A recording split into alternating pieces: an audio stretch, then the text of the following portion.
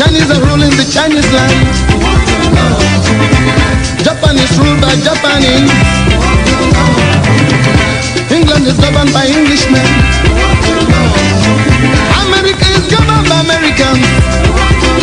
So Africa must be ruled by Africans. I wanna know the land. We must rule from Cape to Cairo.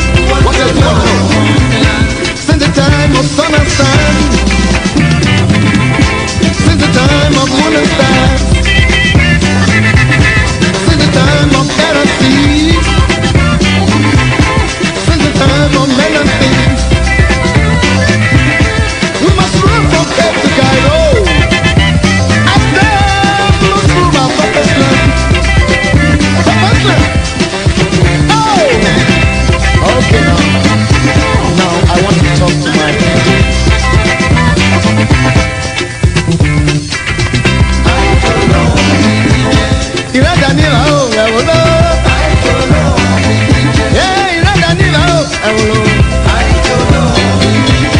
I feel it's all over than ever. Now we are the crossroads. On the femo, don't be lost. I feel it's all over than ever. On the femo, don't be lost. Oh, fali mu meya gbera baba. Oh, fali mu jasu nyara kan. Oh, fali mu tiza nyara kan ye. Oh, mi je. Tolere, oh mi je. Oh, jamena dem na bogise. Oh, fali mu jamena dem na bogiso.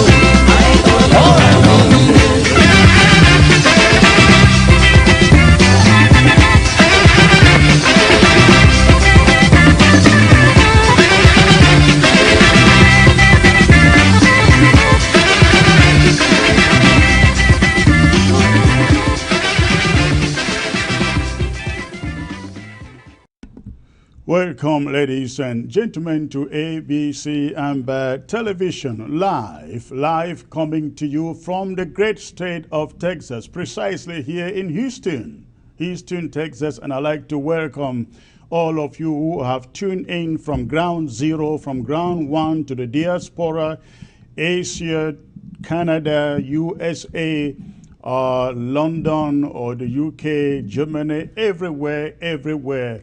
Where you find yourself as an Ambazonian. It's a privilege, as usual, to come to you with a special broadcast with a very, very enduring panel that sits here to discuss this state of the struggle or the revolution, as some would love to call it. Ladies and gentlemen, this is going to be very, very exciting. Please go ahead. Hit your share button and let us quickly as possible, populate this platform 700 in the next 5 minutes. 5 minutes. Don't touch your remote. I'll be right back.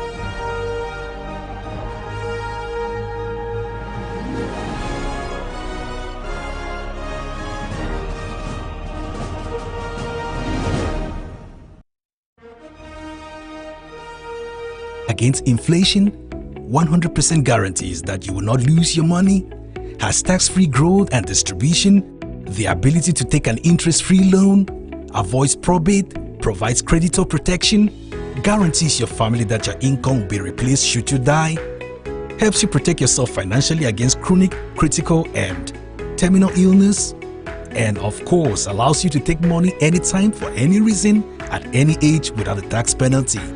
You need only as little as $50 to invest per month. Contact Irene Fombo.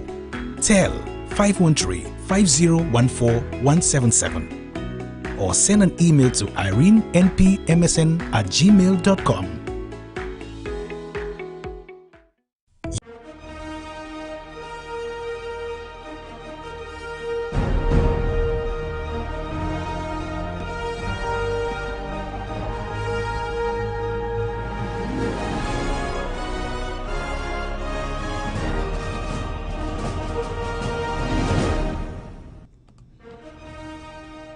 Welcome back, ladies and gentlemen. Again, it's a privilege to come to you today with updates on the Ambazonian struggle that has been now ongoing, ladies and gentlemen, for 4 years and counting. 4 years and counting.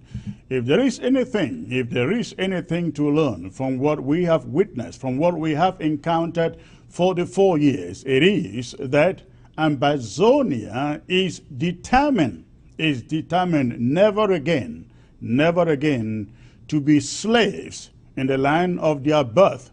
We started this struggle, this conflict as 2 cubes of sugar.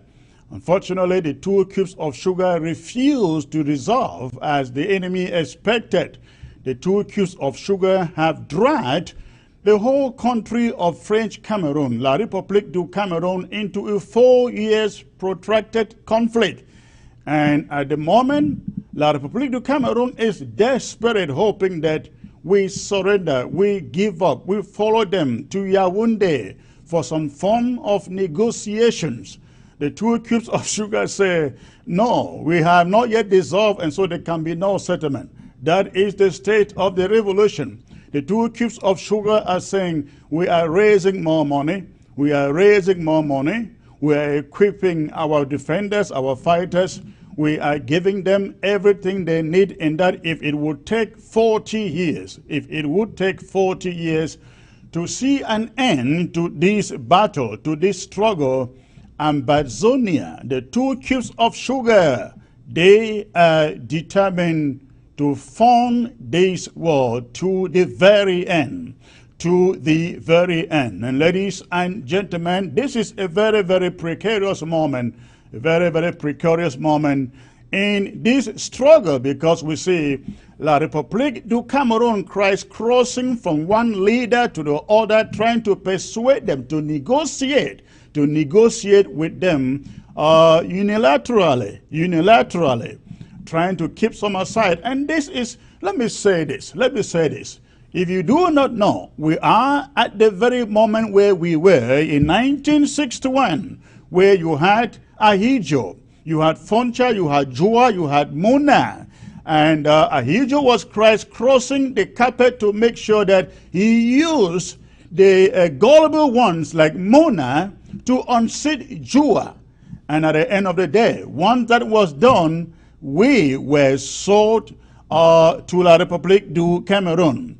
We are at that point again today, in 1961, where we see French Cameroon crossing from one Amazonian leader to the other, and what they are trying to do is persuade them, put money in their pockets to persuade them to come over to their side, to speak their language, to dance their dance, the dance of divide and conquer.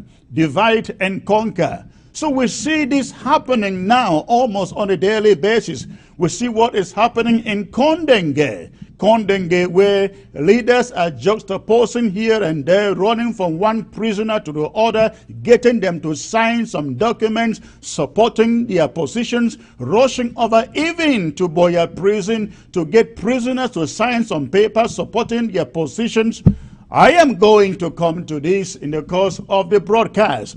But again, I'd like to welcome all of you and ask you, please, go ahead, hit your share button. Let us populate this platform. It is going to be a very, very exciting broadcast today. So please, go ahead. I want to see these numbers rise to at least 700 before I can come to you with a proper presentation and with the panel of the day. So please, if you have just joined, go ahead, hit your share button. In the meantime, let me see who has joined. And please do me a favor and do Ground Zero a favor by hitting your share button. Let us populate this platform as soon as we can, so that I bring you this exciting presentation. Okay, so let me see who is on board right now. We are we're over 400 now. Wonderful. You are doing a great job, ladies and gentlemen. So please hit your share button. As you join. This is going to be a very, very exciting broadcast here today. So let's get that done as quickly as possible. Let's get that done as quickly as possible. It appears I can't get my network connected here.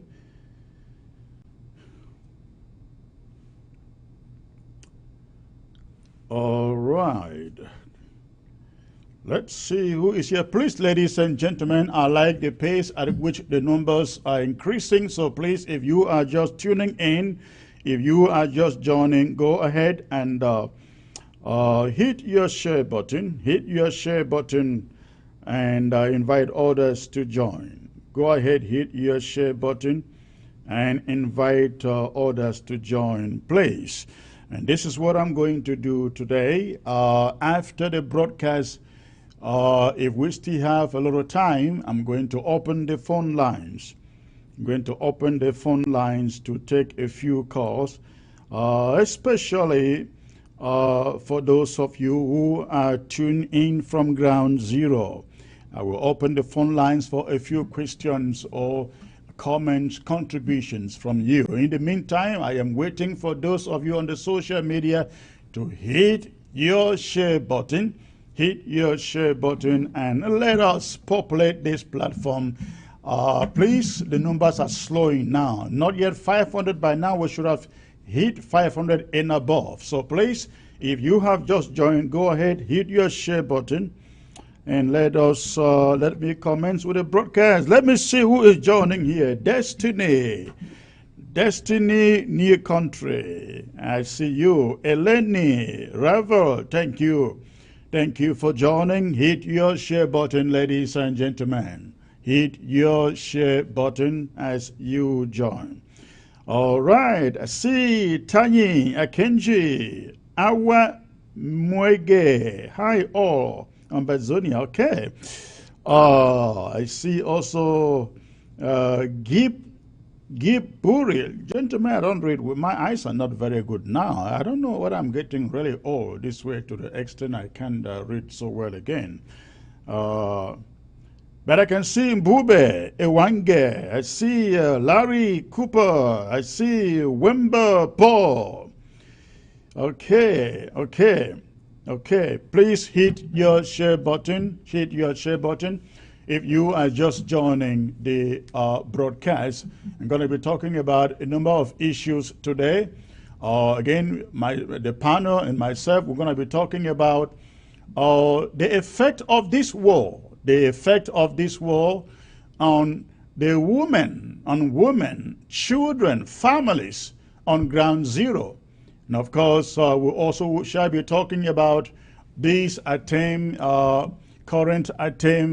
current push, I should put it that way, the push by French Cameroon to get a ceasefire by all means without going to the negotiation table. We're going to examine what they are doing, what they are trying to extract from the prisoners in Condé. We're going to talk about reconstruction, so-called, and of course, negotiations proper. And again, today is a very special panel. It's a very special panel. I brought to you mothers, and I mean Ambazonian mothers to come and tell us what they feel about this struggle, the way we are running it, the way we are managing it, and their opinion on the way La République du Cameroon has also been running this war. I think it is a wonderful thing to hear what the women, especially, they are not just women, they are mothers, what they have to say.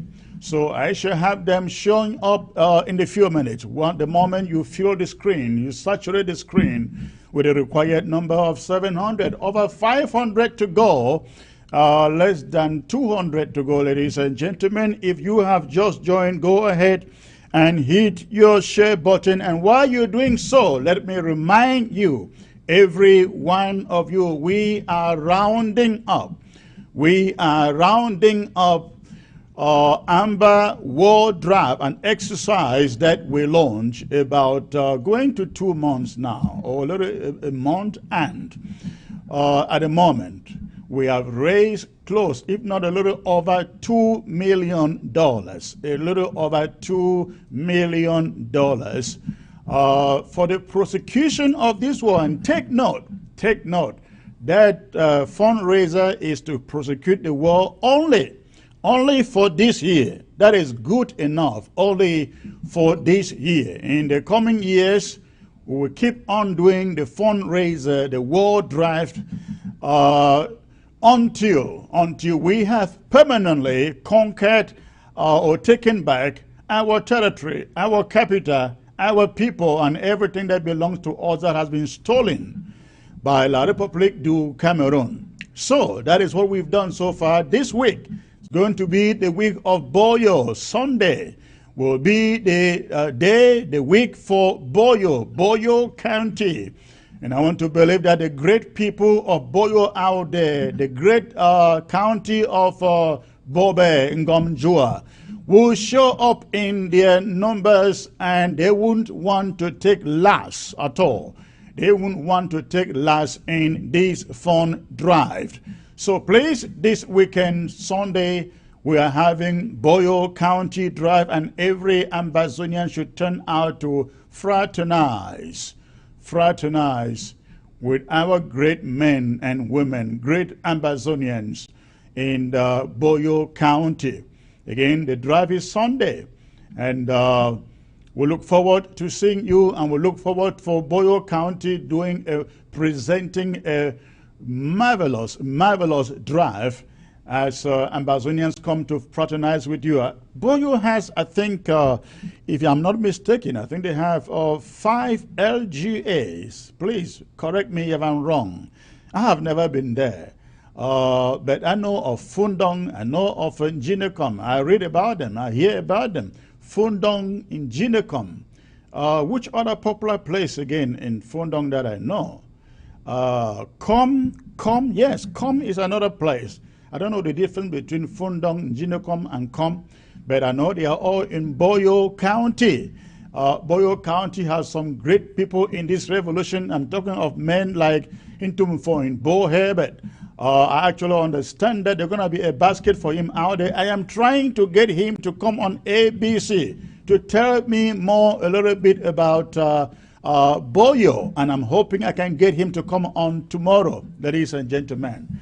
And let me remind you, I have an exclusive guest that I shall be bringing to you all the way from Ground Zero tomorrow on this set. And then next week, you cannot miss next week, ladies and gentlemen. I have some incredible exclusive guests that shall be with me on ABC starting Monday. So please mark your calendar. Ladies and gentlemen, the numbers are still growing quite slowly. I really thought by now, I think it's more than 5 minutes I got here. We're just about almost hitting 600. Please, do me a favor. Hit your share button. If you have just joined, send it to WhatsApp, send it to Instagram, send it to Telegram, every social media platform you can find. Send it to, so that I don't keep you waiting any longer. And while you are doing so, ladies and gentlemen, let me come to you with this update coming from Ground Zero. Remember, I call this every time the state of the struggle. The state of the struggle. Over the week, lots and lots of information has been coming to us from Ground Zero about what is happening on Ground Zero. And let me start with a ghost town.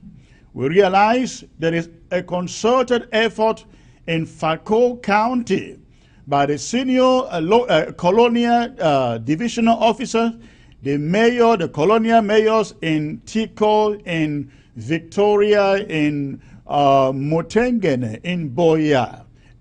Of course, Moyoka is a no-go area. They tried installing a senior, their mayor yesterday. It went really bad. It went really bad. Everybody should hashtag congratulations to the restoration fighters in Moyoka. Those boys are incredible. Gabonese and all of them out there, they are doing a terrific job in Moyoka. Everybody out there, hashtag congratulations to the black tar council out there. And of course, today, I think in Ketunjia, they are called the Tigers, right? Yes. An incredible job that they did out there, ladies and gentlemen, in Moyoka and in Ketunjia Indop. I think precisely the colonial officer for Indop alone has been ejected by helicopter to Yaoundé for emergency treatment following his confrontation with his troops yesterday with Ambazonia restoration fighters. So I like to appreciate those boys out there on behalf of this interim government. Those are their 2 cubes of sugar that have refused to dissolve. And they are not going to dissolve, not at all. But let me go back to the subject of ghost towns.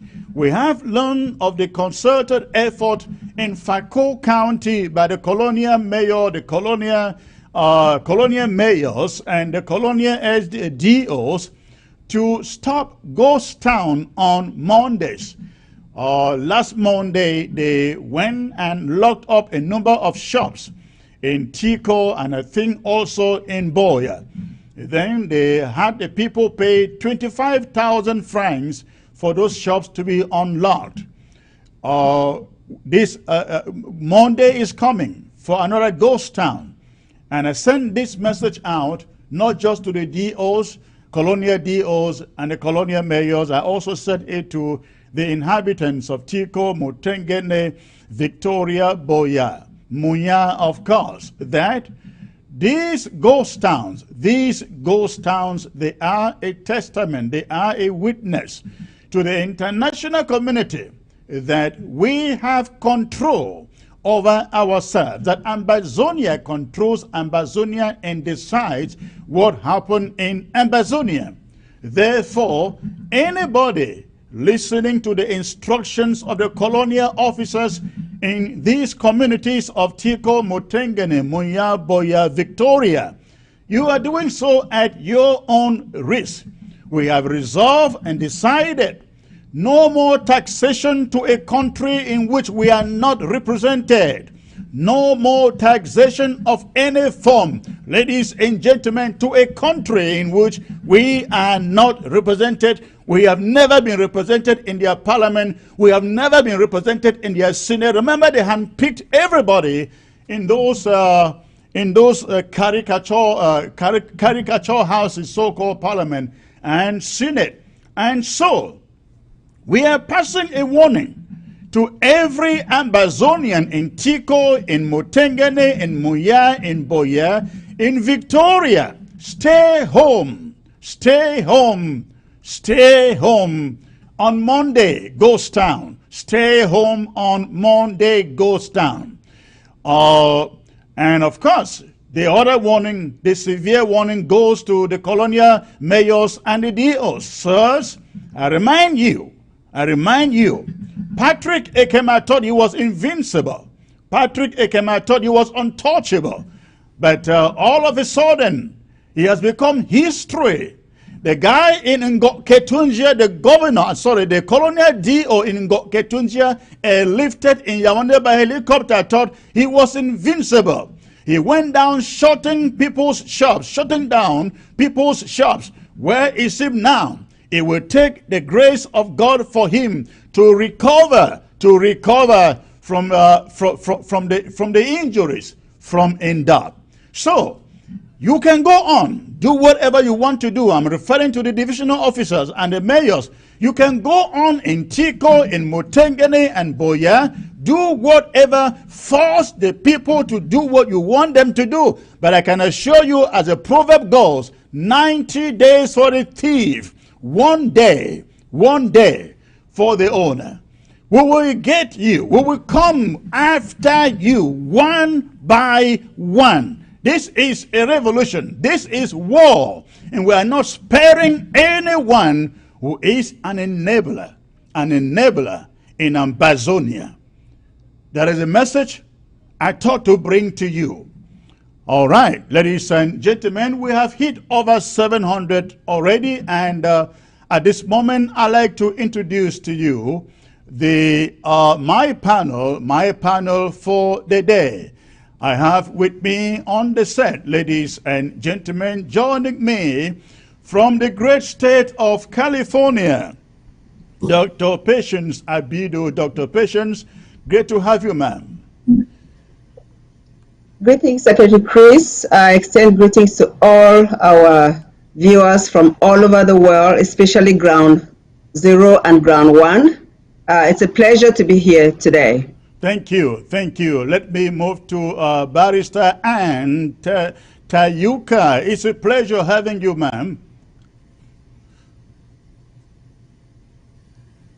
Oh, your volume is turned off. Your volume is apparently turned off. Yes, it's on. Are you getting me? Okay. Yeah, thank you, Secretary Chris, for having me. It's a pleasure, coming online to share whatever we will have to share with our people. Greetings to the viewers all over the world, especially Ground One. Thank you. Thank you for joining. And I also have joining the panel our sister joining me from the great state of California too, Alice Gay. I guess Alice is it what did I call it?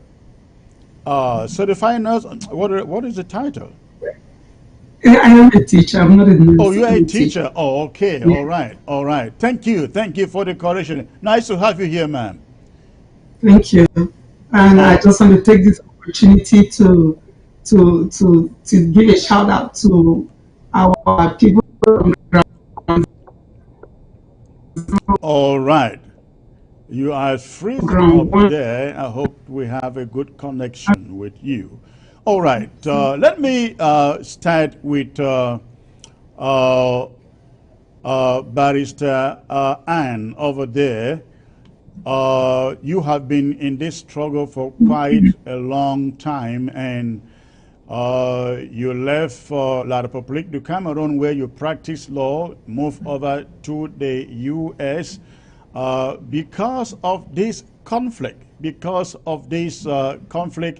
and for 4 years, we have seen pain on Ground Zero. We have seen suffering on Ground Zero. We have seen killings, uncountable killings on Ground Zero. And women in particular bear the most brunt out of this war. Whenever there is war, women suffer the most. Unfortunately, we don't know when this is going to be over. But I'd like you to send a message to the women on Ground Zero. What can you tell them? What advice, what counsel can you pass to them, Barrister Ann? Thank you again, Secretary Chris. Whenever this subject comes up, my heart really aches, my heart bleeds, and at times, I have sleepless nights, just imagining what our people are going through and seeing what our people are going through. We see the pictures, we get the news when they call us, and so on and so forth. It's more than pathetic. It's more than pathetic. I want to tell our people back there that we feel their pain. The fact that we are out of the country does not mean that we are not feeling what they are going through. Sometimes it's even worse staying out of the country because, you're sleeping, you don't know what you will get up the following day and see in your phone, what message will come to you. I want to tell you just said I've been in this war, this fight for freedom for a long time. Yes, that's a fact. Some of us started the SDF. When we got into the SDF, the goal, the aim was to see our people free. It was to see our people free because we had lived part of freedom. We saw what our country was before joining La République. Even as a young girl, you know, I may say I did not see much, but I saw a reasonable, you know, part of what our society, Southern Cameroon and Bazunia was. So I joined SDF with that hope that we were going to liberate our people. But things did not turn out the way we foresaw, we dreamt. So going back to this issue, this, you know, what our people are going through now, I will say yes, it is not easy. I mean, people, you sleep, you are in your house, your kids are out, you don't know what will happen to them. There are some people, maybe in the northern zone, their children are in the southern zone. They sleep with one ear up, one eye open, because they don't know what news will get to them the following day, and vice versa. Those who have their kids too in the northern zone and in the southern zone. You know, it is really heartbreaking, it's heart-wrenching what is happening in our country. But I want to encourage our people that nothing lasts forever. Nothing lasts forever. We are going to be free. And not long from now, it's going to happen. All what we encourage all of us, all of them, to do is be patient and keep hope alive. Let them just keep hope alive. All right. And those who are resisting to keep resisting. They should keep resisting, because nothing good comes easy. Thank you, Secretary Chris. Thank you. Let me get to Alice there. Alice, I am sure you have received or listened or heard lots and lots of stories coming from ground zero of pain, of suffering, from women, from children. Can you tell us some of the stories that you've received coming from ground zero?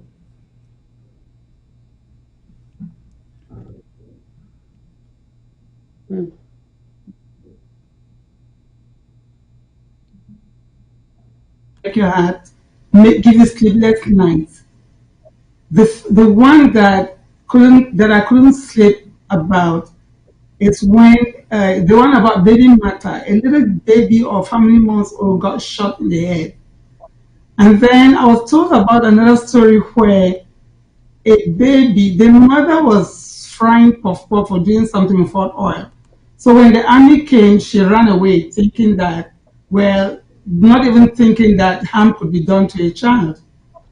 But they got the baby and dropped that baby in a pot of boiling oil. That's so horrendous. And then when I think about stories of young women in bushes, they have to take the backs of trees or leaves to use as sanitary towels. It is horrible. The fact that people cannot even sleep in their homes, the rapes, the fact that children, young girls are now being used as sex slaves, some prostituting themselves in order to make ends meet. They don't even have a place to sleep, to stay. It's horrible. It's horrible, Chris. There are so many of such stories that it's even not easy to tell you everything that we've heard.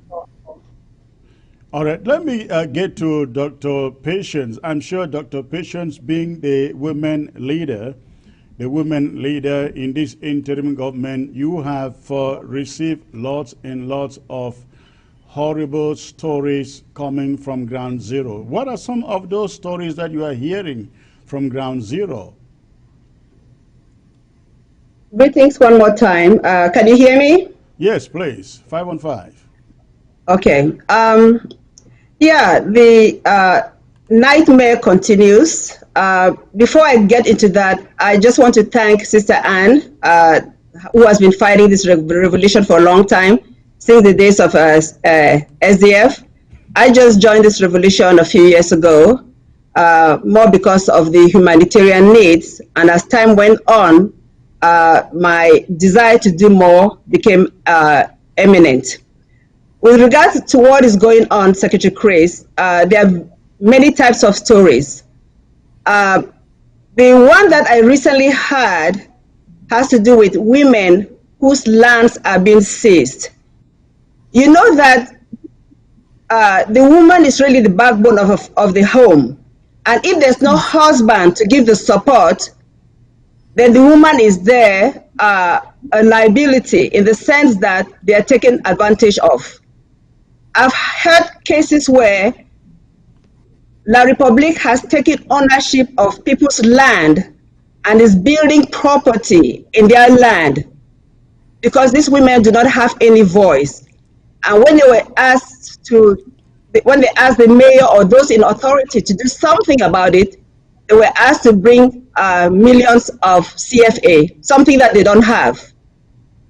We also know of cases of young girls. Let me add that land subject is something that we're going to handle one of these days. I am working on it because you are absolutely right. We have learned of heard of report upon report of people's lands being confiscated.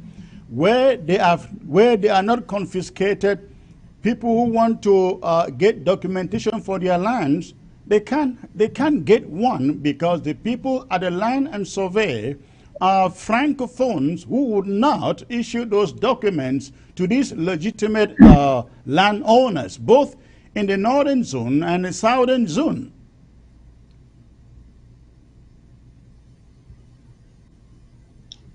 Sir Chris, we lost your volume. Okay. Oh, you didn't hear me? No, I heard most of you just towards the tail part. Right. No, I was just saying that we are working on that land story because we've heard the story again and again of people's lands either being confiscated or where they have land, they cannot get land certificates because the people who issued those certificates, the francophones in Boya, in Bamenda, would not issue those certificates. Yeah. Yeah, the reason I brought that up is because these are women that are more vulnerable. Their men are either dead because of the war, or the young boys that they had as sons are afraid to stay home and take over the property. So the women are being abused. They take their land, they build property on their land, and these women have no right, they have no voice. Then there are cases of kids, because we know that they cannot go to school, these young girls are raped. One of my co-panelists already mentioned this. I'd like for all men to think of women as their sisters or mothers or daughters, and think about this violation of their body. How would you feel to know that your sister or your daughter or your mother has been violated? How will you feel? So these are one of the problems with this war that women are facing and young girls are facing. Of course, our young kids that are not going to school, who are the future of our nation, are not getting educated. They're not getting the love that they need to be in an enduring home. You know, in a home, you have can you get me?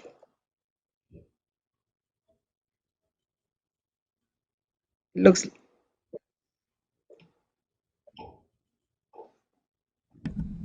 All right, let me get to Barrister Anne. Barrister Anne, I have no doubt you have seen this, you have heard these stories of land confiscations and inability of Ambazonians to have land certificates for their property.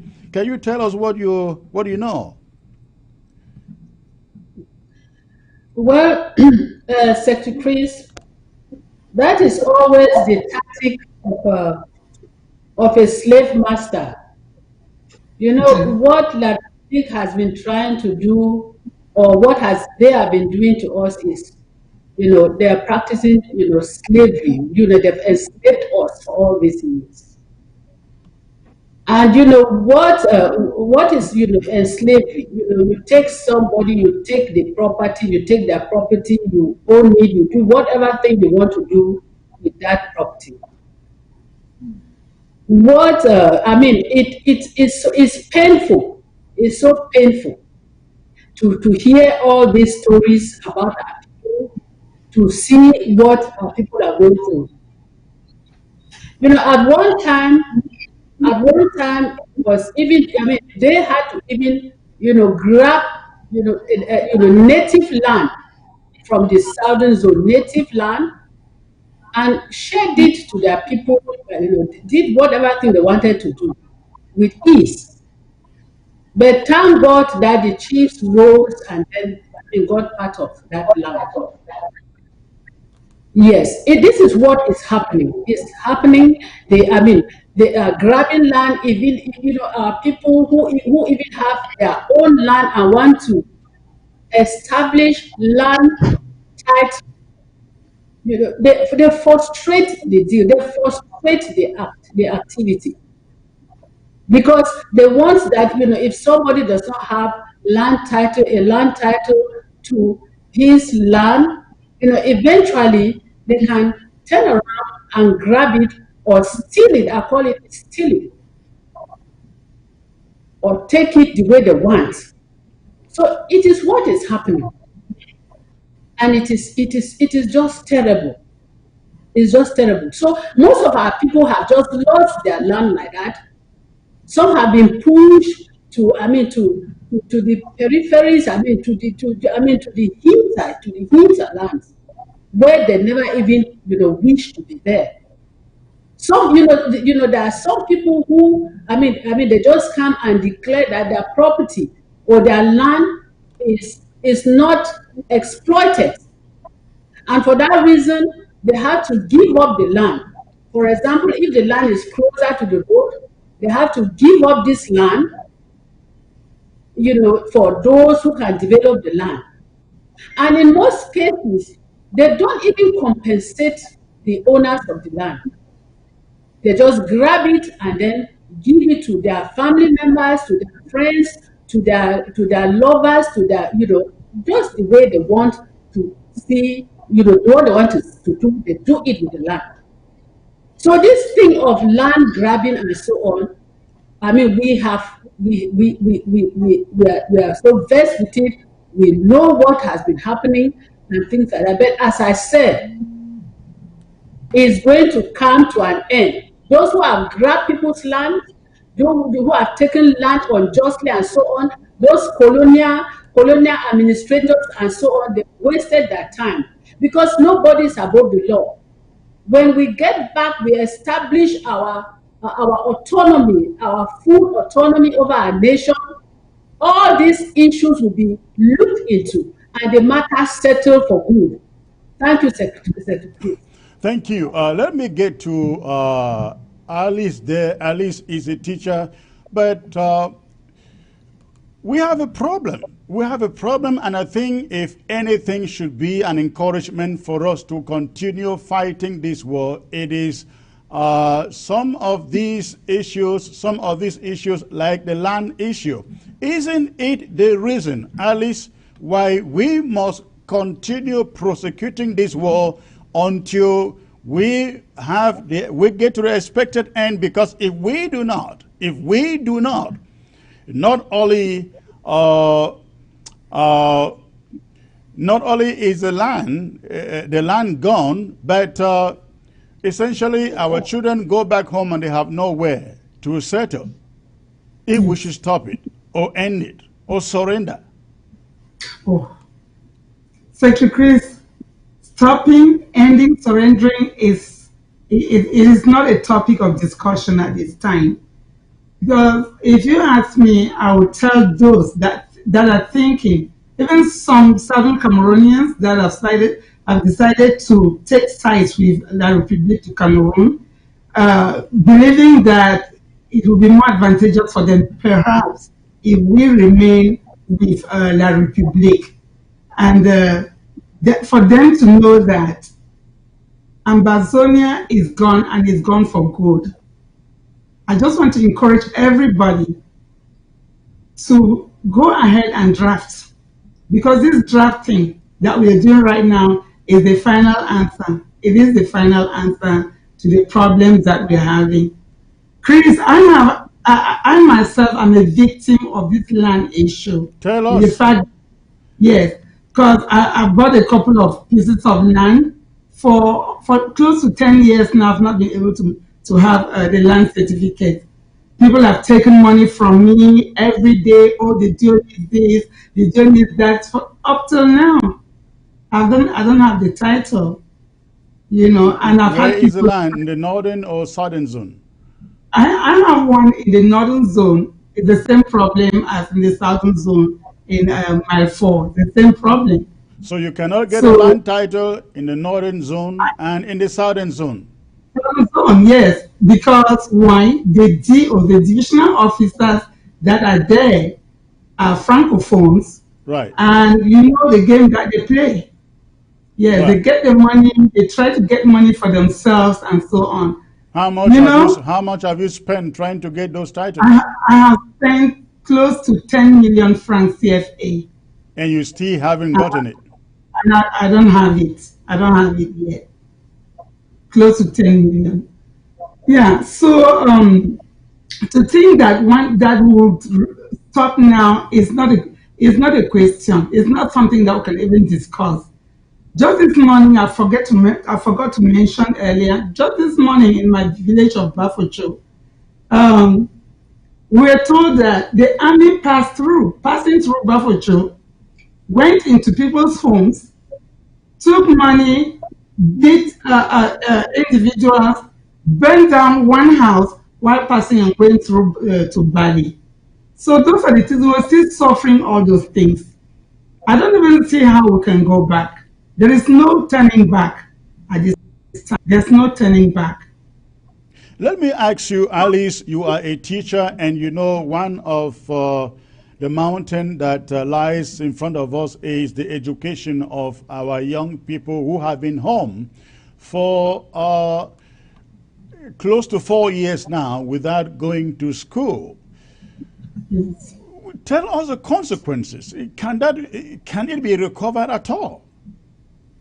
The consequences are great. There's going to be a huge gap for these people. I know that the education department is working on a curriculum that will enable them to catch up by assessing students and young people to see the gap in their knowledge and then to catch up. At the same time, I mean, the women's department and the education, they're recommending that people can study instead of sitting and watching TV from morning to night. Take your books and turn the pages, read. And most people have cell phones now with internet. Go on there instead of chatting with your friends or talking to some people.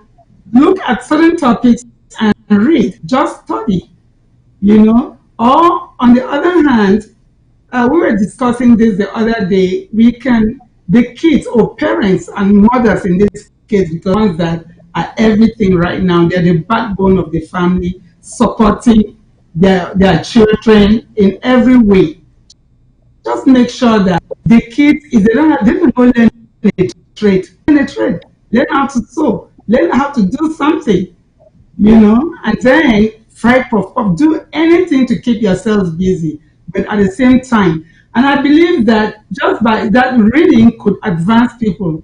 It could advance. Your parents don't need to be educated.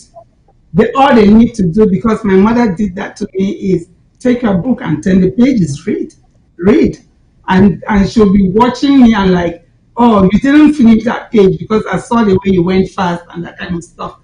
Yeah, so I'm thinking that it is true that there's going to be a huge gap in the educational achievement of the people that are suffering this war, but that gap can be bridged somehow for the kids to acquire professional skills. All right. Yeah. I will pose this question to all of you. All of you. When this struggle began, we all thought 6 months, 1 year, 2 years, it should be all over. And we were all thinking that we're going to accept some or negotiate some form of state, talking about a federation, a federal country, a federal Cameroon. We've gone past that era right now, and we are down to full-fledged independence for Ambazonia. Are you people surprised? Are you people surprised? I'm talking about the women folk. They're surprised that this thing has gone this far. And are you surprised also with the intransigence of La République du Cameroon from coming to the table to negotiate? I'll start with Dr. Patience, please.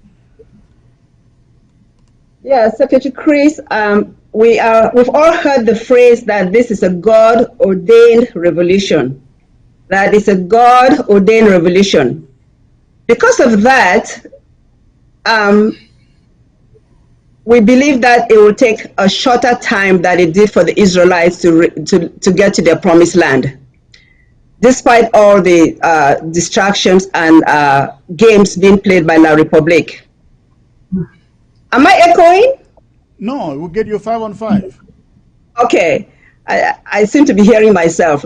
Okay, so with that said, I think that because of the impact of social media compared to other revolutions in the past, this will be shorter, despite the distractions that are coming. It's a two-way sword. In the past, for example, the Eritreans, they didn't have the advantage of social media. So it may have worked to the advantage in the sense that the distractions didn't also come to dissuade them on their path. But we believe that social media is important for us because it tells the truth. You know, the truth always sets the direction of where things have to go. La République cannot say, oh, we are not killing people. There are no pictures, there are no images. Because it tells the truth, the journey to the final land should be shorter than without social media.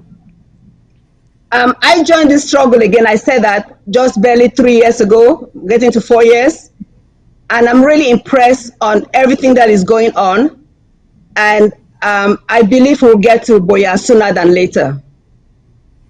All right.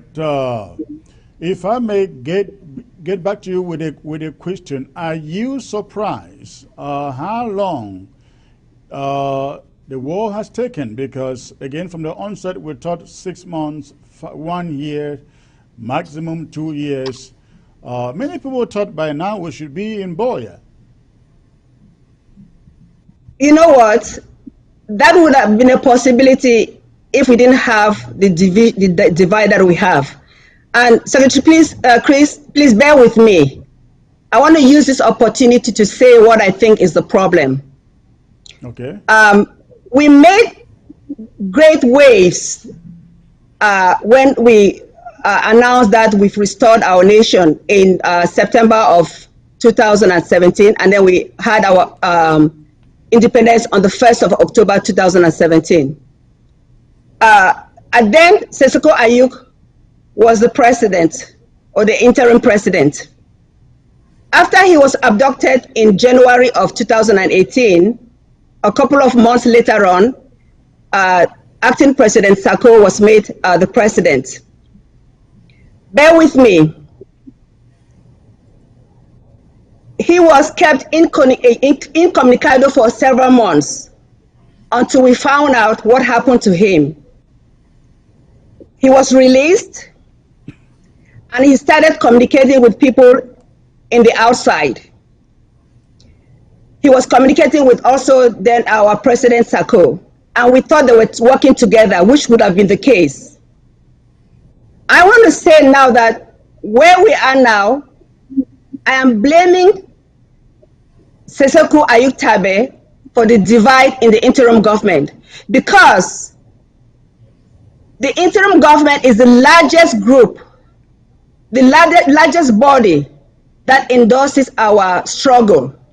And for him to have caused a divide, he is a problem why we have this war taking longer. And there was a journey from how this got to here. Remember, APNC started right at the end of 2018. Right.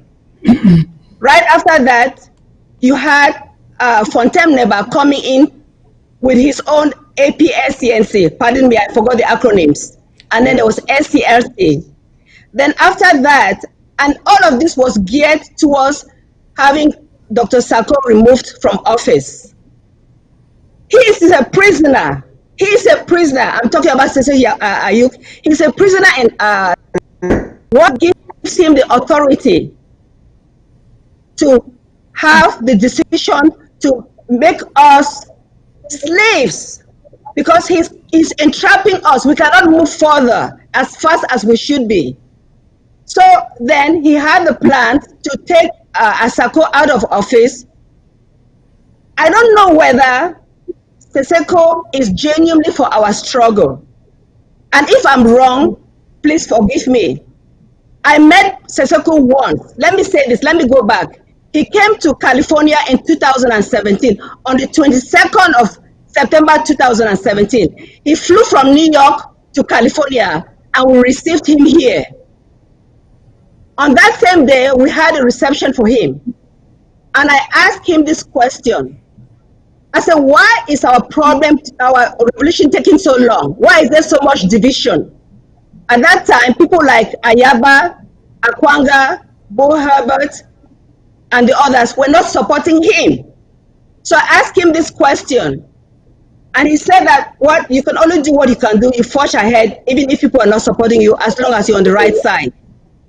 So I'm asking him this question. How does it come that he, of all people, is the one that cannot bring a division, is bringing division right now? Because he has caused this interim government to split into two. I know that the majority of people are supporting Dr. Asako. I know that. It is a fact. The draft is a proof of that. But because of what he's doing, La Republic is using him to have the international community do that. I'm sorry, I'm just getting hold it there. We will come back to that, but let me get to Barrister Anne and Alice and see if they share the same opinion with you, because I think this is laying the foundation of going into our discussion on the ceasefire and on negotiation. So, Barrister Anne, do you have the same opinion as Dr. Patience that we are divided thanks to Ceasefire breaking up from the interim government and forming another group? Thank you, Secretary Chris. I'm so happy to be on this panel this day to air my views regarding this issue of Siseko Ayuk Tabe and this revolution and the issue of divide and so on. Yeah, before I go to really analyze a few things, I want to tell everybody, those listening, that look, in every struggle, there are people who work contrary. But naturally, if you stand for the truth will always prevail. Those who want to see this struggle collapse, I want to give them this message. They are wasting their time. Because, as Dr. Patient earlier mentioned, this struggle, being a godly ordained struggle, is controlled by God. And no matter how man would try to destroy it, it will not work. Somebody, some people are here, they came up on the social media and they were crying that we don't like Siseko Ayuk Tabe. We don't like, how can we hate our own? We cannot hate our own. When Siseko was made the interim president, We all rallied behind him. We supported him. Chris, I'm no longer living with my daughter because I took a decision that I was going to leave her house. When she reproached me that when I almost died, when they picked up Ceasefire, I almost died. For more than 1 week, I could not eat. Those who are close to me will testify to this. I could not eat because I did not know where they were. I was praying, we were praying and fasting with a group of people and some pastors and things like that. If we hated Ceasefire, I don't think I'll be doing that, or I would have been doing that, or some of us would have been doing that. We rallied behind him. On the social media, I'm somebody who does not like to, maybe challenge or quarrel and so on. I got into heated argument with people. I was not supposed to do that because of Ceasefire when they were opposing him. All right, now he regained his, he resurfaced. He resurfaced thanks to the brave brother, Barrister Fruso, who stood his ground to say that they were, they were released, or they were brought out to public view. When he regained this, this appearance, when we saw them, he had to stand against us. The people who almost died when they were picked up. The people who gave up a lot when he was leader. We supported him. We were supporting him because we were supporting an ideology. We were supporting an agenda. We don't support individuals. We don't support individuals. We support an agenda, a program. And the program he was leading was the liberation of Ambazonians and Ambazonia, the country. Tell me, can you tell me, and can you tell me how much you think what Sisiko has done has affected the progress that we would have made in this struggle? Dr. Patience says maybe we would have been in Boya by now, but for the division that he brought in, tell me from your understanding the level of hindrance that Sisiko's action brought into the struggle. It is commonly said, divided we fall, and together stand. Yes. He had not brought all that confusion, creating a parallel government and so on, we would have been far off, closer to maybe in my 17 in this trouble. So the action he took,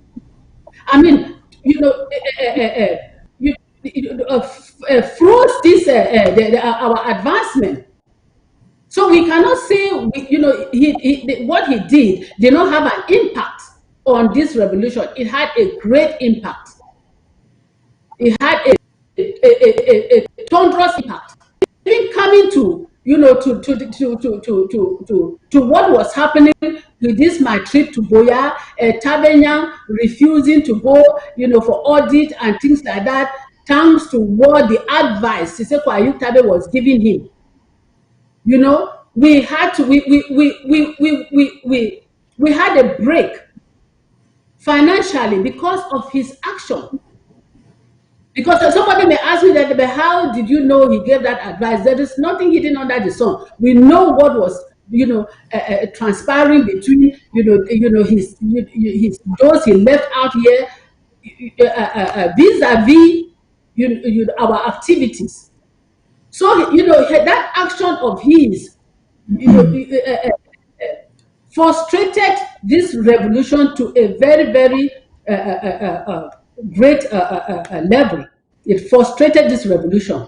But as we are saying that the revolution is God ordained, sometimes some of these challenges are even a blessing. They are even a blessing because You imagine some of these people, like this cabinet, director of treasury and things like that, the financial secretary, or what, secretary of finance and things like that.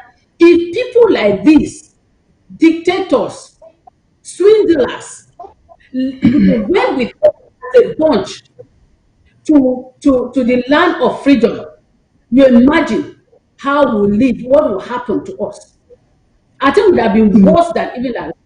So it is instead a blessing in disguise what he has done, but what his action has caused us a lot of setback vis-a-vis the advancement of this struggle. Thank you.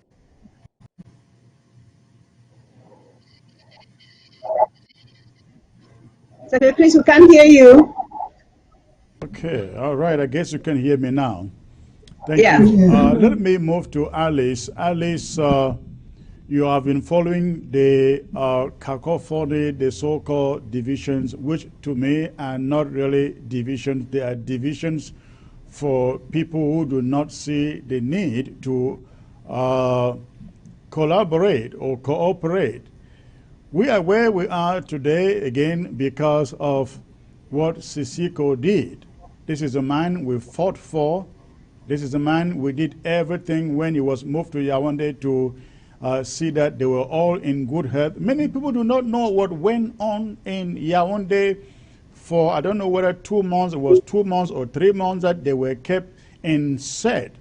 And many people didn't even know where they were at that moment. Many people do not know what this interim government did or was doing. Everything went on so well. We communicated until the day the left set moved to Kondenge. Then I guess they were exposed to the outside world and they began to listen to a different set of people who probably were telling them lies, and they believed the lies. Of course, as Anne said, that was the time we started hearing about the APNC, and the news was, oh, Sako doesn't want to will not hand over to Sisiko when Sisiko is released. And I guess Sisiko was thinking that they were going to be out there in a month or two or even in weeks. That didn't happen. We are here today, and it just doesn't appear like they that in jail, in prison, they are rethinking that decision to divide the struggle. We see them talking about ceasefire. We see them talking about negotiations with La République du Cameroon. Let me ask this question to all of you, but I will start with Alice. Tell me what you think, hearing that our brothers in detention are set or prepared to negotiate freedom for free people. Alice, please. Yes, Secretary, before I begin, I just want to state what I believe. What I believe is that everybody that's dividing now did not have an interest of a revolution at heart. I believe that there are some people that came in here for their own individual interest. They came in here to make some profit. I quite remember when Siseko was made the president, and a lot of people, including Ayaba and the rest of them, they were so mad, calling him all kinds of names. That's because they knew what was going on, because he was on the same side as them. They did not want to, they never wanted to, for us to have the independence. They just want their personal interest, getting rich and so on, by selling us to La République. The first time that I noticed that, like Sister Anne and Patience, I do agree that the division between us is the cause of the reason why it's going to take us so long to arrive Boya. We could have been in mile 17 already, as Anne said, but we are not yet there. We are going to be there anyway. When I first, there was a time we all remember when the whole world was talking about a revolution in the United States Congress, Canada, the United Nations, in Europe, European Congress, England, and so on. And that's the time we were expecting that something good was going to come, something was going to pop out of this, and then there was going to be a decision. But guess what happened? Siseko got up at that time and said, "Oh, the interim government they were gonna have he started a new government." Why would Yeah, anybody I call this? remember we were having a protest rally at the United Nations in New York when the news came that, oh, he had formed his own government from Kondenge. Yeah, that was the craziest thing ever. Just at the time when we're seeing the success coming, he came in, which means that he never ever wanted for us to be independent. And It is don't be not just because he surprised. wants to be president, but because he never wanted. He wants to stay with La Republic. I don't know if he owes them and he wants them to take part of the debt or not put it or something. I don't know. I don't know.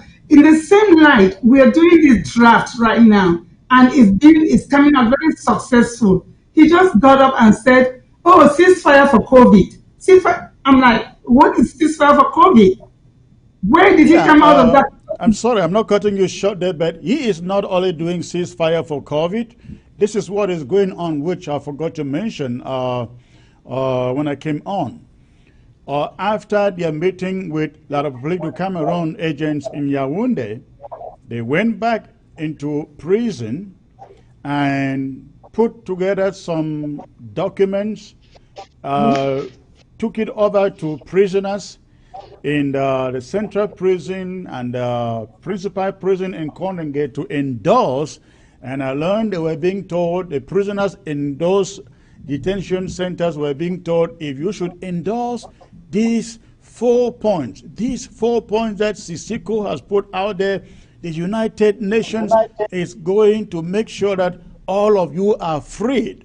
Now, they have also gone to Boya. We are receiving messages. I spoke with some prisoners in Boya prison today, and they were telling us two guys, they call it Che Conrad and Penn Terrence, they also brought these documents to them in the Boya prison. And they were trying to lobby the prisoners inside Boya prison to also sign that document saying that they support Sisiko's 4 points or Sisiko's ceasefire and negotiations. They are being told if they sign it and endorse and encrypt their names into it, the United Nations will get them free. Now, we have also learned that they are trying to build an army on the ground. Sisiko is trying to build an army on the ground. Of course, we know they are not going to build an army. He's not building an army because La République, this is what will happen, ladies and gentlemen. La République du Cameroon will give them an army on the ground and they will call it Sisiko's army. That army will be French Cameroon army dressed and looking like every other Ambazonia fighter out there. They will dress in rags so that they are recognized or identified as Ambazonian fighters. But they will be French Cameroon soldiers. They will be French Cameroon soldiers in rags. So this is what is going to happen. They will then call for a ceasefire. When they call for a ceasefire, the so-called Sisiko's army will lay down arms. They will put down their arms, and then La République will say, the separatists have laid down their arms. Their leader has asked them to lay down their arms, and they laid down their arms. And the international community, now all this is being crafted so that to present Sisiko as the leader of the revolution. This is what is in the pipeline. This is why they are doing this, getting prisoners to sign documents, getting some of the irrelevant activists that we know out here and some other groups to put on some army on the ground. Ambazonians, listen to me. When you begin to see a strange army, strange fighters on the ground, know that they are French Cameroon army transformed to look like Ambazonia fighters, and they will say we are Sisiko boys. In fact, very soon you will start seeing videos and hearing audios of some fighters referring to themselves as Sisiko's army. When you hear that, do not forget what I'm telling you today. It's a setup. It's a setup by La République du Cameroun. Unfortunately, this is being done in collaboration with Sisiko and his team behind bars. But this is how far these guys will go to destroy this revolution. I don't want to use the word destroy because I know they will not, they cannot destroy it. Not when some of us are still here. That will never, ever happen. But this is the foundation for this ceasefire. I want to ask the three of you, when you heard that they were meeting with La République du Cameroun to discuss a ceasefire and giving this their 4 points, tell me how you felt as women. Dr. Patience. Okay, let me start by just giving some dates that will relate to why what they are doing makes no sense. On the 23rd of March, that's when Secretary General Antonio Guterres appealed for a global ceasefire to combat COVID-19. So that was done on the 23rd of this month, 23rd of March of this year. On April 2nd, there was a resolution adopted by the General Assembly of the United Nations called Resolution 74/270, asking for global solidarity to fight the coronavirus. On June 24th, United Nations member states and other observers signed this global request, and you had 170 signatures or signatories. Yes. Mind you, La République did not sign it. Correct. And remember again, this is to fight COVID-19. Okay. On July 1st, just a couple of weeks ago, Resolution 2532 by the Security General Council was put on to support the appeal for the COVID-19 that was requested by Antonio Guterres. So now there's a Resolution 2532 for this. Okay. Then we go to La République. Even before that, on the 29th of June, I'm going to read this. Jeremiah Damney, who is a vice president for the other IG, pardon me to use that, said that, and I quote, "The UN Secretary General recently called for a ceasefire in the ongoing conflict in the southern Cameroons. In his statement, the Secretary General requested both parties to engage in a ceasefire to pave the way to finding a lasting solution in Cameroon and French Cameroon." That is a lie. That's a misstatement. The only thing that the Secretary General was asking us for ceasefire to fight COVID-19 has nothing to do with settling the problem between Southern Cameroon and La République. So they are using this as an excuse for La République to play its games. But we know that exactly, and that is why we are telling them there shall be no come together between us and La République du Cameroun. La République wants to meet with us. We have an opportunity in Switzerland to meet there on the round table, start maybe with ceasefire if they so much are interested in the ceasefire, and then we can then navigate to any other thing. But we forget one thing, Secretary Chris. We did not start this war. Right. President Biya, and I hate to use the word President Biya, on the 30th of November, after he left a meeting with Macron, announced at the airport that he's going to wage a war on Southern Cameroons. So our young men are simply defending themselves, simply defending our territory. So it's easy. If he just pulls back his army, remove his army from our territory, that is a ceasefire right there. Absolutely. We don't have to do anything. It takes two to fight. So if he pulls back the army that came in our territory, that's an automatic ceasefire. Why hasn't he done that? Well, that is a good question.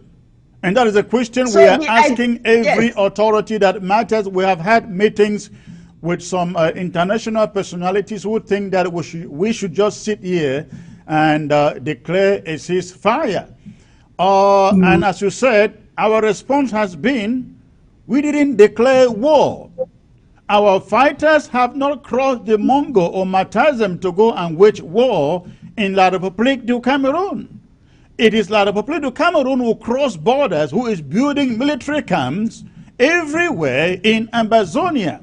Should they just withdraw their troops and shut down their camps, Ambazonians will have nobody to fight. So we don't have a reason to even declare or talk about a ceasefire. But that is where we are, and we think that they are. We hope that they are getting us, and there is no compromise as far as this position is concerned. Well, let me just make one more comment that anyone who is really for this struggle, and I really believe that Sissoko and the others are not, anyone who is really for this struggle will realize that the only bird we have in hand right now is a Swiss process. And if the Swiss process is what will take us to the negotiation table, they should all support it. We have no business doing ceasefire. It has nothing to do with us. All La République has to do is pull its army. That's it.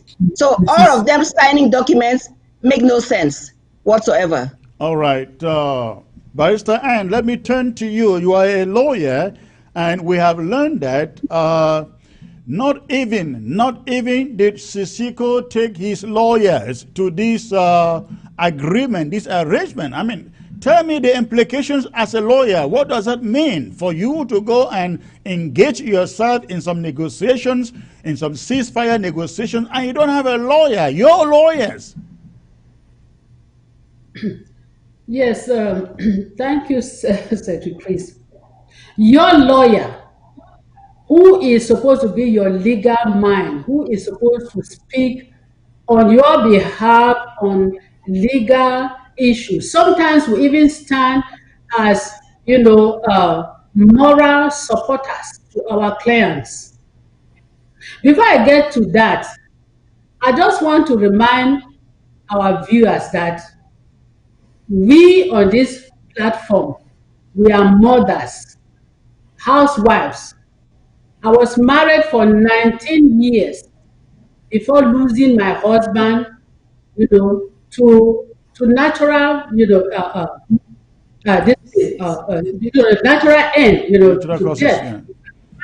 It's not like a divorce. My husband passed away in an accident. So we are not just talking as just a bunch of women or some women who don't have the feelings of children, who don't have the feelings of, maybe partnership, matrimonial, attachment, and so on. Some of us are grandmothers. We are mothers. So, nobody should think that we don't feel what our people are feeling back there in jail.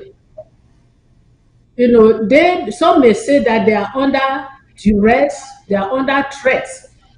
But we know that in law, any decision you take under duress or threat has no effect on the litigant or the accused or the criminal, whatever way they want to look at it.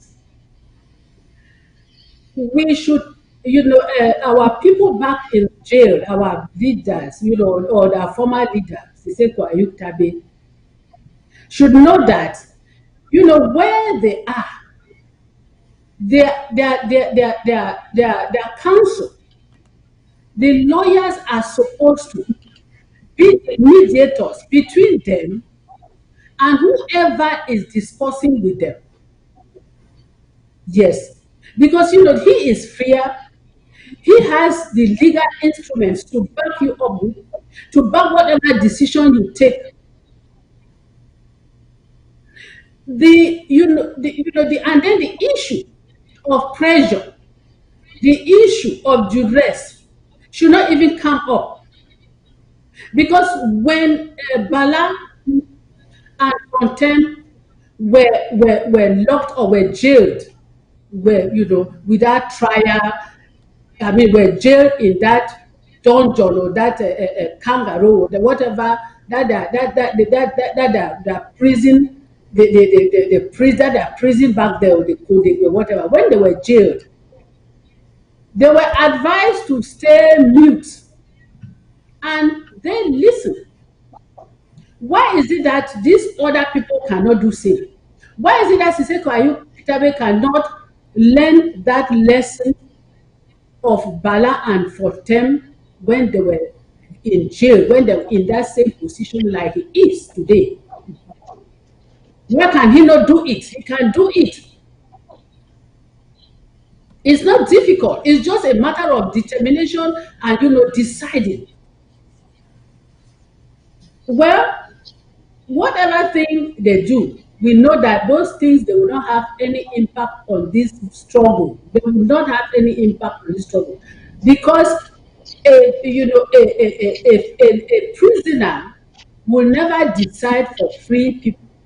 And then some people even bring up the element of Nelson Mandela, comparing Nelson Mandela's situation. He was leader, president in jail, and things like that. I don't know whether they followed up the South Africa apartheid struggle when it was going on. Mandela, it was even difficult for Mandela to even send a piece of paper out just to even greet his people. It was difficult. He was not the one, directing the ANC. It was Winnie Mandela and the other person that was in his vice, that was in I think Norway or Nairobi, one of those countries. It was not Mandela. And then coming to even more of that these are two different fights. These are two different issues. The South Africans were in their country fighting, a system that was imposed on them in their own country.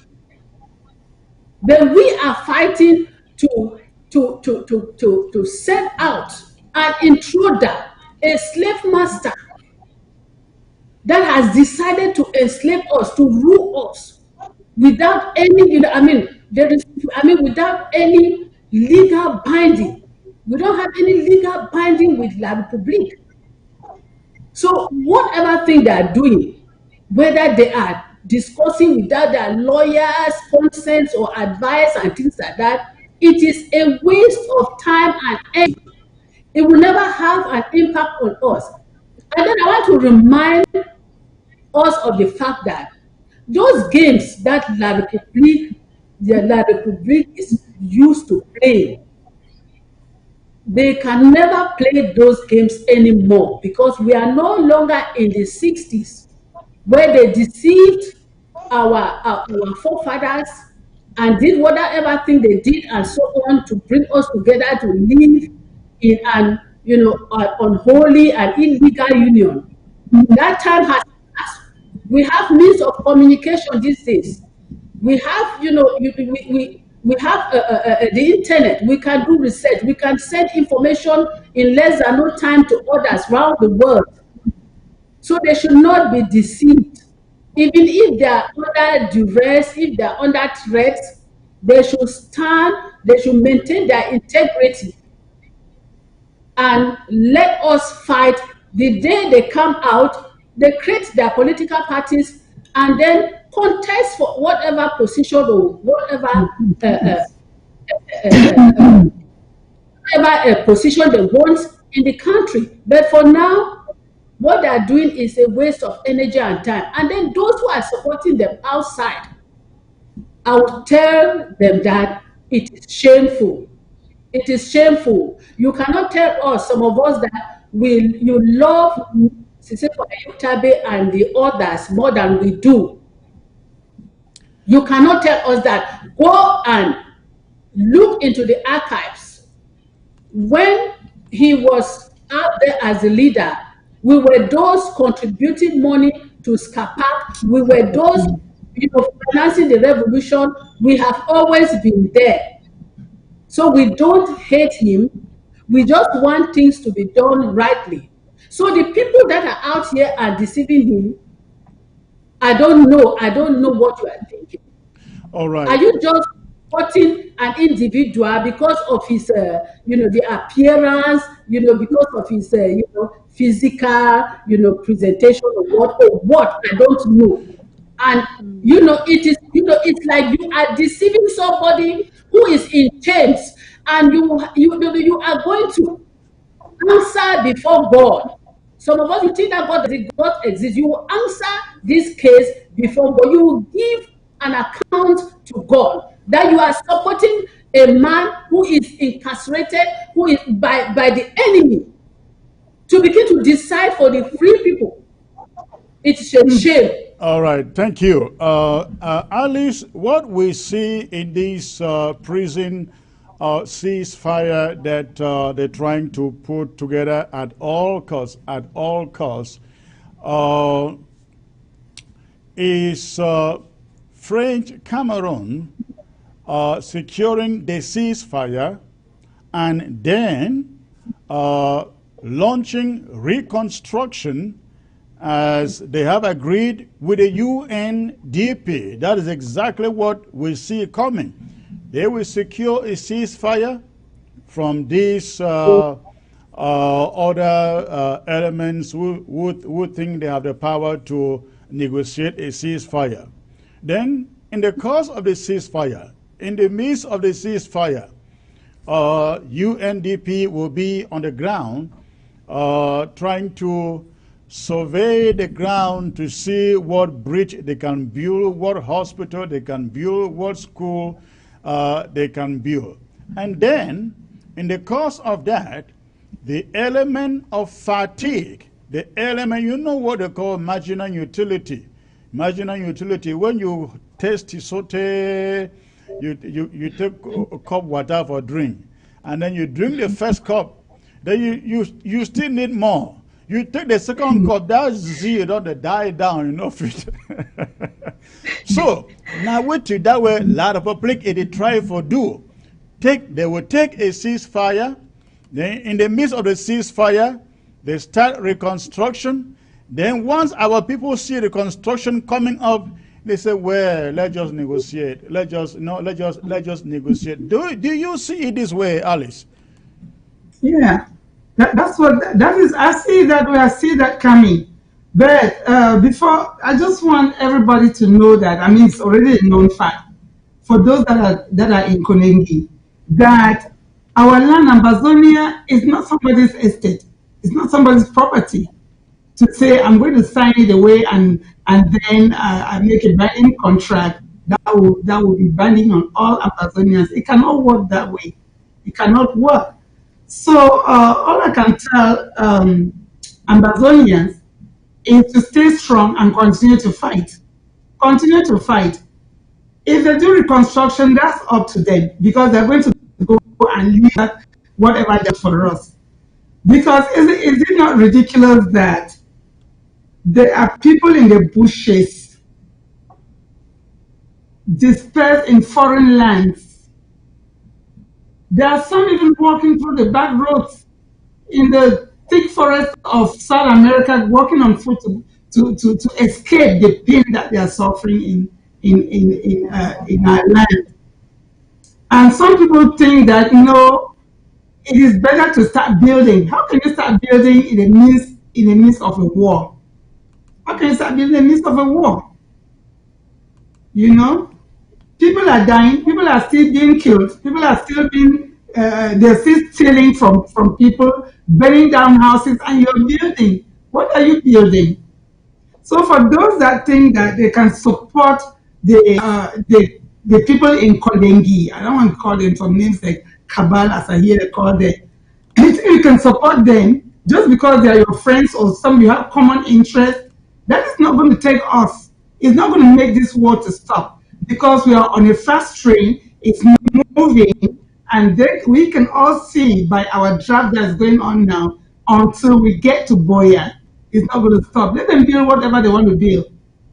There will not be that effect that you're talking. They will build and they will leave what they've built and go.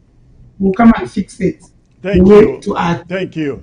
I will ask all of you, lady, to speak to the suffering women and families on ground zero. If you were standing before them, what would you tell them? I started with Dr. Patience. Let me just start with Alice while she's still here. If you met our suffering mothers, our sisters, our children who are watching right now on ground zero, what will you tell them? Yes. So I just want to tell our mothers, our sisters, and our children and grandchildren that have been running from left to right, hiding here and there, mothers not being able to feed their children, not sure of if you sleep in your homes, they're going to take you out and shoot you and so on. All we can tell you is that there is a light at the end of the tunnel. It's going to happen. We just want you to stay strong, be firm. Mothers, being who you are very resilient. Mothers are resilient. Mothers are able to take and nourish the family and educate them even. So stay strong because very soon and very soon, we're going to have that lovely independence, that beautiful Amazonia that we all dream for. Yes, that's all I'm going to tell you. Thank you, Dr. Patience. Well, the first thing I want to do is thank them. I've always said that, and I look back to October 1st, 2017, when they all came out. That visual picture is so endearing because it shows their resolve. Yeah, we are here in the diaspora and we are just overwhelmed and excited that they have this stamina to do what they are doing. Because without them, we will not be where we are. So I want to first say thank you. Secondly, I want to say that I know it's tough. There is no planning of your life. Life is not as what it used to be, where you have your regular church, you go to church on Sundays, you have time with your family, you've lost loved ones, you've lost your children. You know, the most important thing for every parent is for their child to be happy, and you cannot ensure that for your children. That is very painful. But I say that there is always pain before there's joy. And Yes. that as long as there's a God, which we all know there's a God, we will see the promised land. They may not be there when we get there. I may not be there when we get there. But this journey is so important that all of us will be remembered. There will be a monument in Boya for all those who have gone ahead of us because of this trouble. So I just tell them to be brave, persevere. Those of us who are able to continue fighting will continue fighting in the diaspora. And secondly, for them to not support anybody who is not supporting our revolution. Thank you, Secretary Chris. Thank you, Dr. Barrister. And yes, please, what would you want the suffering Amazonian women on ground zero to know? Well, let me express myself in the language that is generally spoken by most of our mamas and our papas back home. Well, we people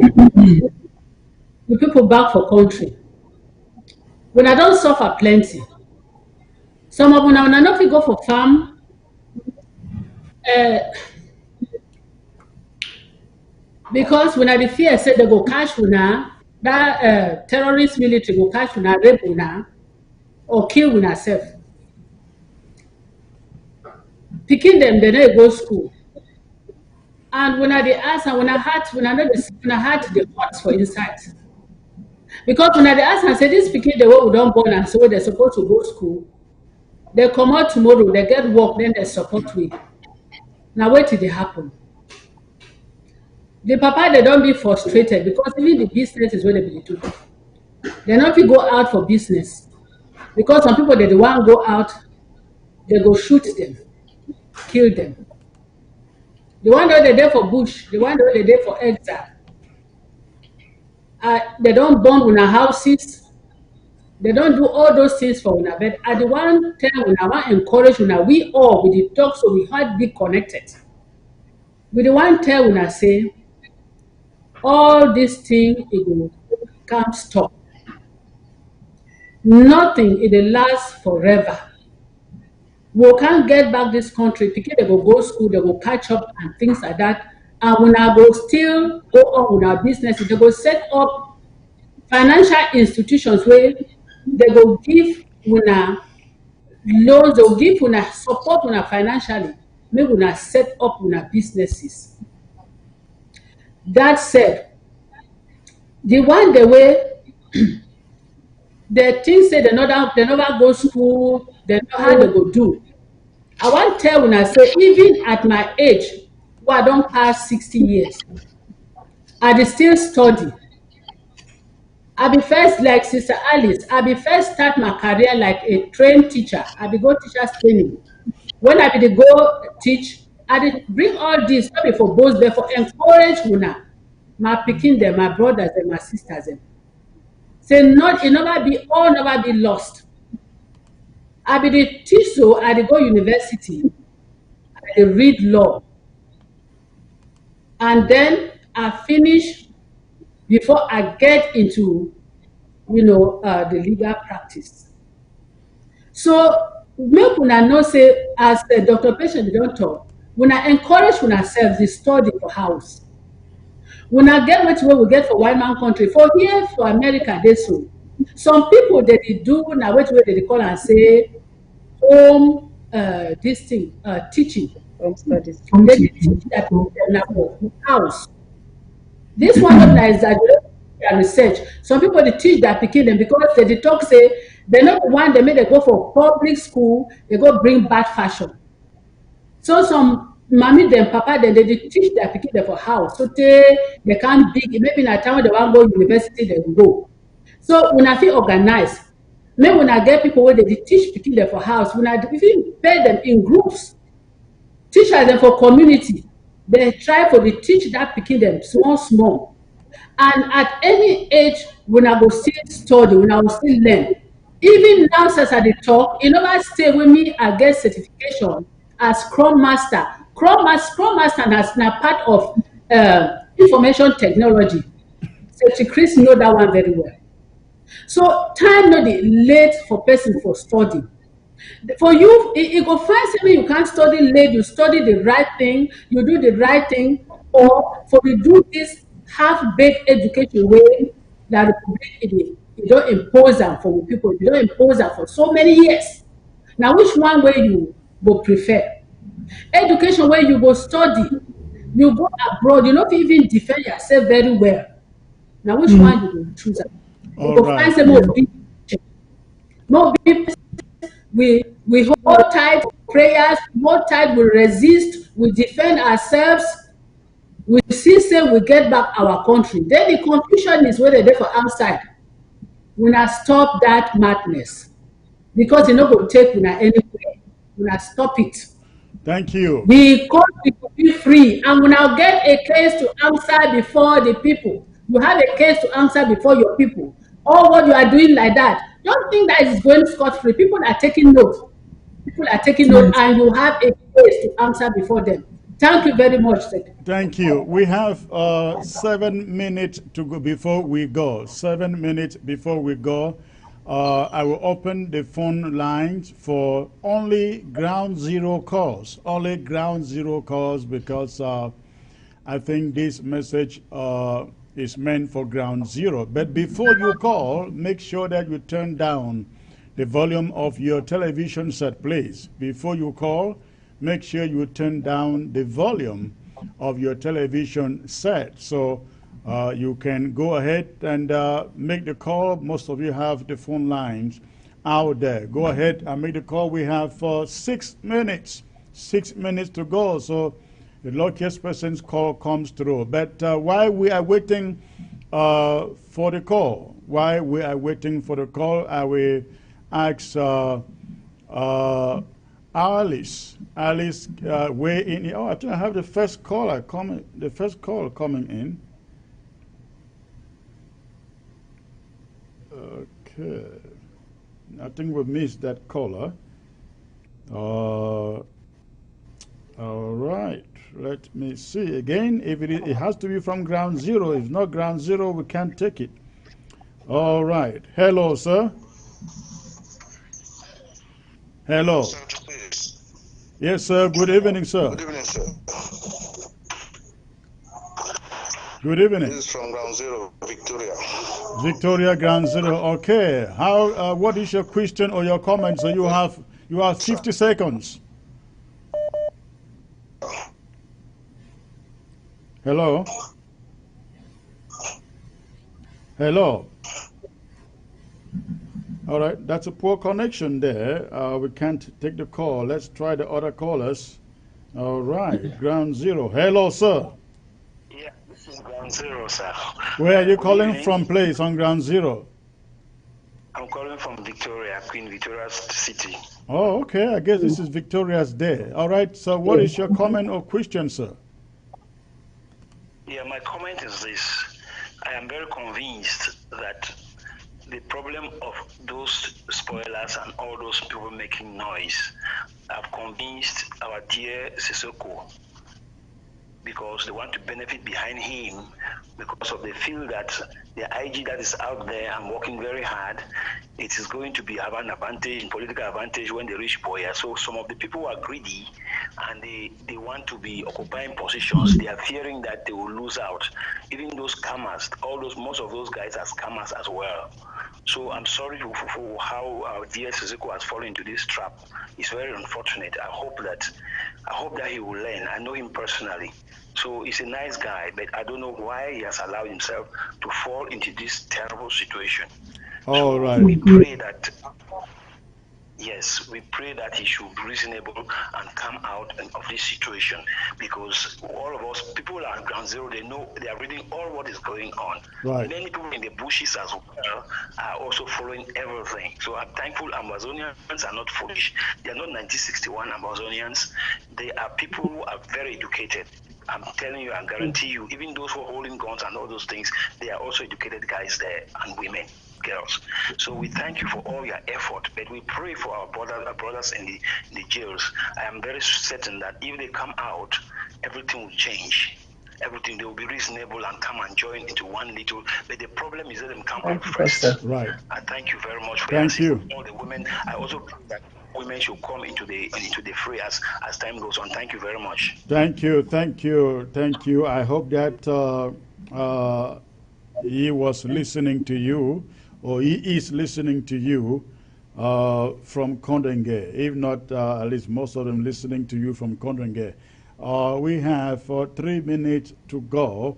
In the absence of any other call or caller, I will have the ladies say a word or two from the last speaker, and then we'll call it a day. I'll start with Alice. Okay, like Anne said, never too late. Don't be worried. Don't be afraid. And let me first follow patience and say thank you so much. Thank you for all that you're doing, that this struggle stays alive. What we here in the United States we are doing, we're just thinking that, okay, if we were back home, maybe I would be in the bushes also. So what am I going to do? I have to bring in my own widow's mite, my own financial support to make sure that we prosecute this war, that the struggle stays alive. So, ladies and gentlemen, mami dem, my pikin dem, make una hold heart, make una stay strong as una don stay for these 4 years, because soon and very soon we'll get the land to itself. The Israelites they will stay for 40 years for road, just because of spoilers like the ones the way we get are now. But trust me, for this age of technology, music go out anytime, we know we even make 5 years. We know we make 5 years. So All right. thank you so much. Thank you, Barrister Ann. Yes, I just want to say thank you to my sisters, the panelists that were on this program with us. Thank you, Secretary Chris, for all what you are doing for us. You are a force to reckon with. I mean, thank you so much. God bless you. Our listeners, our people back home, those in the ground one, ground two, well, especially ground zero. You know, just keep going. We are here, out here, not because we like to be out here. We are here because, we also have, maybe God decided that we should be here so we can fight in another way. We can, Yes. support this war in another way. The war that they impose on us, the war that La Republique declared on us. Yes, you just know that we are praying for you. We never called for the war. They came and attacked us in our country. They came and attacked us in our land. So just stay focused and just keep hoping for the best. The end, I feel even talk say the end already come.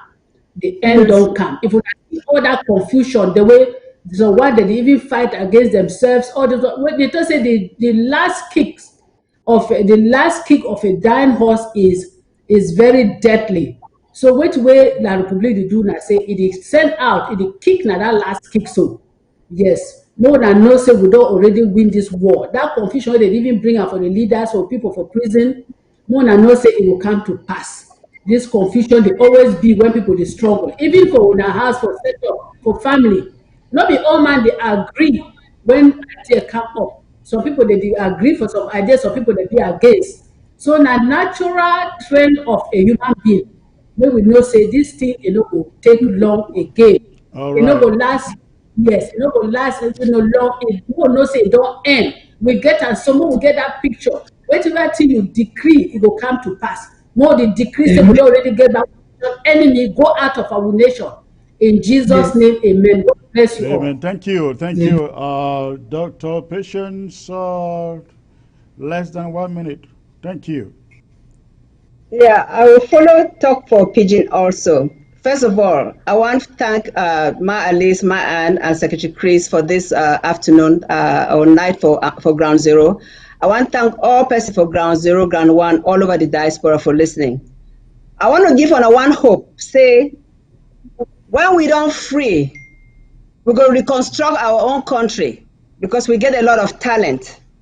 We're going to be, when I don't hear small London, we're going to be big London because we're going to plan our own town then. We'll get our own hospitals, our own schools. We get people that when they get good heart. We be good people then. We not get bad fashion. We be trustworthy. We're not going to deal with that, all this bribery and corruption. We're going to be a unique country. Now, one thing I want to show now. Secondly, I want to say, some person be called for Ground Zero. It say all these people they plan it because of the fears that they know whole position. I want to say, may all we leaders them. They got to take this pledge. They got to take the pledge. Say, Amazonia must be free. So they go serve, they go support, they go sacrifice for Amazonia till freedom come. When we don't be free, the people then for Cameroon, for Southern Cameroons, for Amazonia, they go to decide for who go be our leaders. We're not going to decide. Not be we go decide, now we're not going to decide. So if we get all that kind of mind in mind, so we want free we say first, and people will decide, we'll win this problem in no time. So more will not be selfish. More will not be selfish. And for Seseko Ayuk Tabe, Please stop this insanity. Stop this insanity. Thank you. Thank you. Thank you. Thank all of you for coming in. It was a pleasure having you. I believe for once in a while I will bring you women in to give us your take on the progress of the struggle. Again, you have a great night, and it was a pleasure having all of you to show up here. And ladies and gentlemen, that is all that I have for you tonight. I look forward to coming back to you tomorrow with a very, very exciting interview with a guest coming from Ground Zero. That will be 7 p.m. 7 p.m. Amber time. Again, that will be 7 p.m. Amber time tomorrow. And then next week, Monday, I shall also be having a big panel of special guests, a big panel of special guests. You do not want to miss that. And that will also be 7 p.m. Amber time. Good night. God bless you all.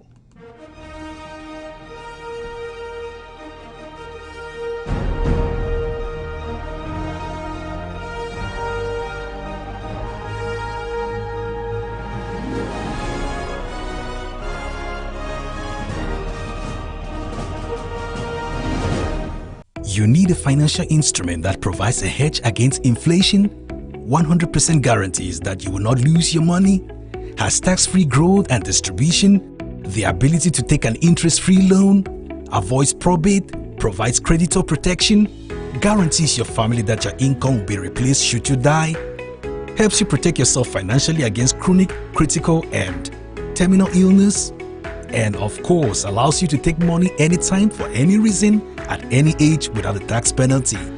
You need only as little as $50 to invest per month. Contact Irene Fombo. Tel 513-5014-177 or send an email to irenenpmsn@gmail.com.